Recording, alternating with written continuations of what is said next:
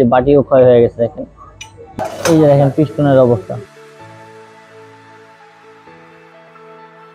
আসসালামু আলাইকুম ভিউয়ার্স, কেমন আছেন সবাই? আশা করি সবাই ভালো আছেন। আমি আলহামদুলিল্লাহ ভালো আছি আপনাদের দোয়ায়। তো আজকে আমাদের একটা নতুন ভিডিও নিয়ে আসলাম। যে ভিডিও টপিক থাকবে হচ্ছে সুজুকি জিক্সার ইঞ্জিনের ভিডিও আর কি। তো এই বাইকটা হচ্ছে অনেক পুরাতন একটা বাইক, মোটামুটি 5-6 বছর বয়স হয়ে গেছে এই বাইকের, এখন পর্যন্ত ইঞ্জিন খোলা হয়নি। তো এই বাইকটা দীর্ঘদিন চলার কারণে রিং পিস্টন দুর্বল হয়ে গেছিল। তো এই বাইকের ওনার উনি হচ্ছে এটা বুঝতে পারে নাই, না বোঝার কারণে যেটা হয়েছে ইঞ্জিন অয়েল শুকিয়ে গেছিল। শুকানোর কারণে ইঞ্জিনটা সিজ করছে।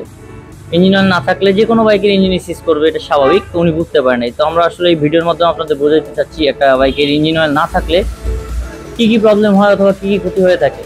তো আমরা এই ভিডিওর মাধ্যমে বোঝানোর চেষ্টা করবো একটা বাইক কত দ্রুত ইঞ্জিনের কাজ আসতে পারে অথবা কি কাজ করা লাগে একটা ইঞ্জিন খুললে। তো আমরা একটা বাইকের ইঞ্জিন কিভাবে নতুন করে বিল্ড করি বা কীভাবে কাজ করি, ইনশাআল্লাহ এই ভিডিওর মাধ্যমে পুরো তুলে ধরার চেষ্টা করবো আমাদের কাজটা। তো ধৈর্য সহকারে পুরো ভিডিওটা দেখবেন।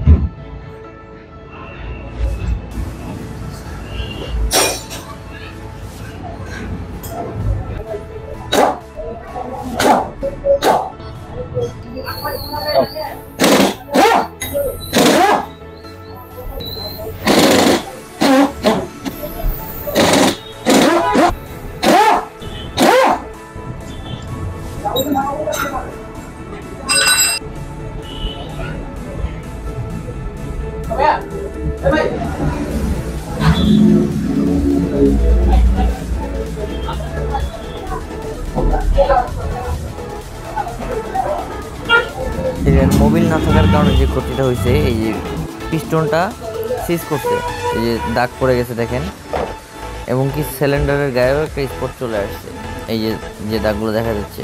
তো এটারে আমরা নতুন করে পিস্টন লাগাবো না, ডিরেক্ট এই সিলিন্ডারটাই চেঞ্জ করে দিব। সেক্ষেত্রে বাইকটা মোটামুটি 2 থেকে 2.5 বছর আবার ইজিলি ইউজ করা যাবে। কানেক্টিং রডটাও চলে গেছে, এটা জাম হয়ে গেছে, এটা খুলতেছে না, এটা লেজে নিয়ে খুলে আনতে হবে।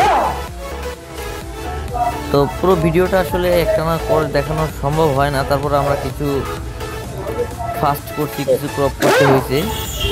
আমাদের ভিডিওর মধ্যে যদি কোনো রকম কোনো কিছু বুঝতে অসুবিধা হয় বা কারো কিছু থাকে বা জানার কিছু থাকে, অবশ্যই কমেন্ট করবেন। ইনশাল্লাহ আমরা আপনাদের কমেন্টের রিপ্লাই দিব।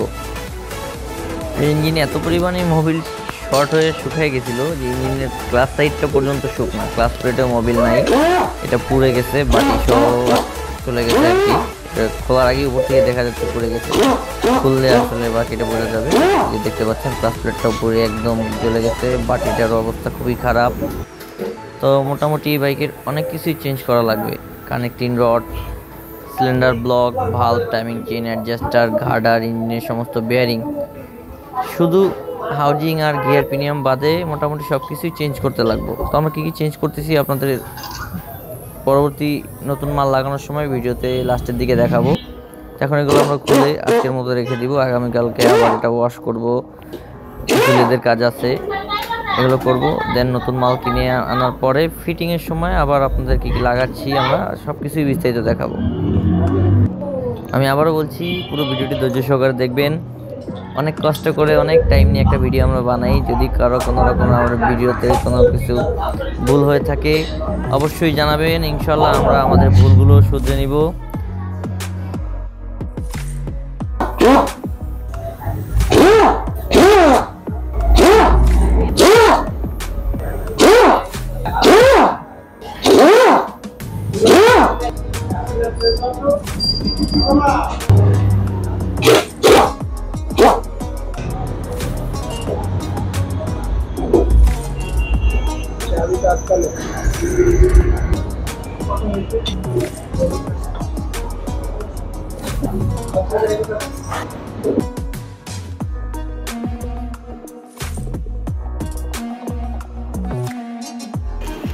এটা হচ্ছে ইঞ্জিনের একদম মেইন পার্ট, এটাকে আমাদের টেকনিক্যালি ভাষায় মেইন পার্ট বলা হয়। এখানেই হচ্ছে গিয়ে আপনার গিয়ার বক্স যেটাকে বলে, গিয়ার পিনিয়াম সব কিছুই থাকে।